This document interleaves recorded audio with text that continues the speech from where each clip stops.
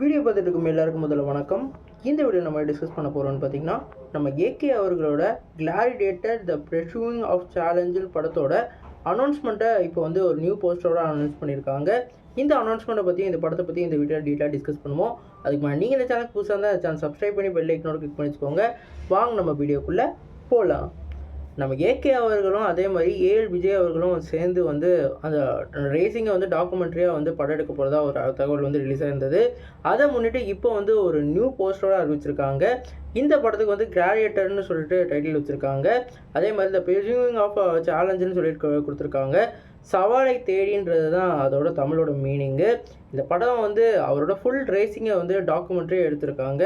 அவர் உண்மையிலேயே நடந்த அந்த இன்சிடென்ட்லாம், அவரோட முன்ன என்ன நடந்தது, பேக் ஸ்டோரி என்ன நடந்தது, அவர் ரேசருக்கு முன்னாடி எப்படி வந்து தயாரானாருன்ற மாதிரி இந்த படம் வந்து ஒரு டாக்குமெண்ட்ரியாக வந்து ரிலீஸ் ஆக போகுது.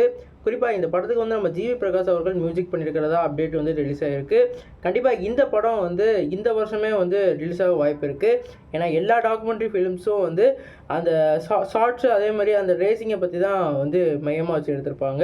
ஏன்னா ரேசிங் அவர் முடிச்சிருந்ததுனால இந்த படத்தோட படப்பிடிப்பு கண்டிப்பாக முடிஞ்சிருக்கும். ஒரு 2-3 ஷார்ட்ஸ் வந்து க்ரீன் மேட்டில் எடுத்திருப்பாங்க.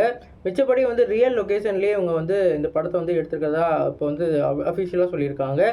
நேற்று வந்து நம்ம ஏகே அவர்களோட முன்னாடி படம் AK 64 அப்டேட் வந்து ரிலீஸ் ஆயிருந்தது.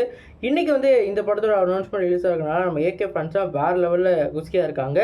யாரெல்லாம் இந்த படத்துக்கு வந்து ஈகராக வெயிட் பண்ணி கமெண்ட் பாக்ஸில் கமெண்ட் பண்ணுங்கள். இது சேனல் புதுசாக இருந்தால் சப்ஸ்கிரைப் பண்ணுங்கள். நன்றி.